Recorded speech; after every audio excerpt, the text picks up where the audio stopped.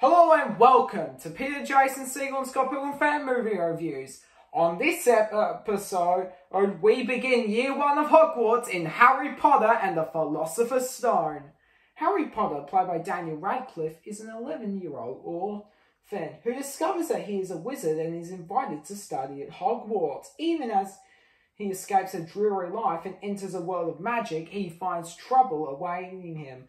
Harry Potter and the Philosopher's Stone, or Harry Potter and Sorcerer's Stone in the US, is based on a 1997 book of the same name by prolific author J.K. Rowling.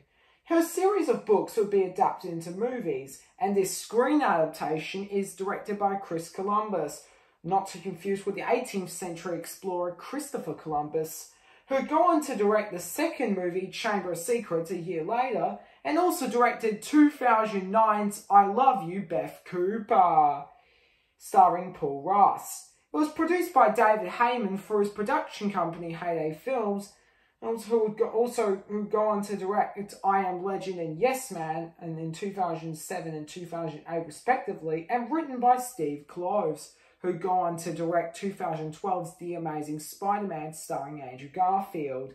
This movie is pretty fantastical, and it made such a huge success that it spawned multiple sequels, including Chamber of Secrets and various imitators.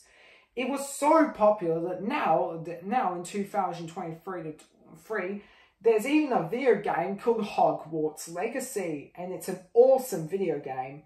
The first teaser trailer of Philosopher's Stone was released via satellite on the 2nd of March 2001 and debuted in movie theatres with the release of Sea Spot Run.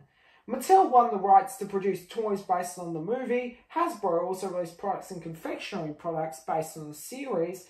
Warner Brothers signed a deal worth $150 million with Coca-Cola, and Warner Brothers Movie World in the Gold Coast made a walkthrough attraction called the Harry Potter Movie Magic Experience.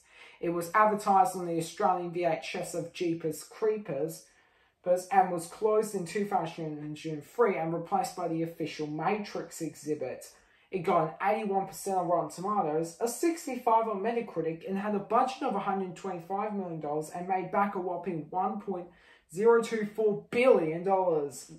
It reached number 1 on the US box office and broke the single-day record previously held by Star Wars Episode 1 The Phantom Menace in 1999, as well as the weekend record that was previously held by the Lost World Jurassic Park in 1997, and held the record until the following May with the release of Tobey Maguire's first summer outing as Spider-Man in May.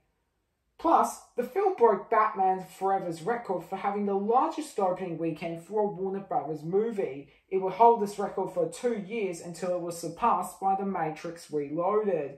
Additionally, it shattered other opening records, surpassing Monsters, Inc. in 2001 that same year for having the biggest November opening weekend, Planet of the Apes for having the largest non-holiday opening weekend, the highest Friday gross, and the biggest opening weekend of the year, The Mummy Return, and for scoring the highest Saturday gross. Home Alone 2 for having the highest opening weekend for a Chris Columbus movie, and Mission Impossible 2 for having the largest number of screenings, playing at 3,672 theatres.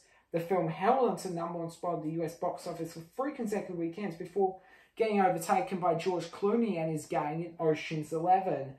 The film also had the highest grossing 5-day Thanksgiving weekend record of $82.4 million, holding the record for 12 years until The Hunger Games Catching Fire surpassed it with $110.1 million.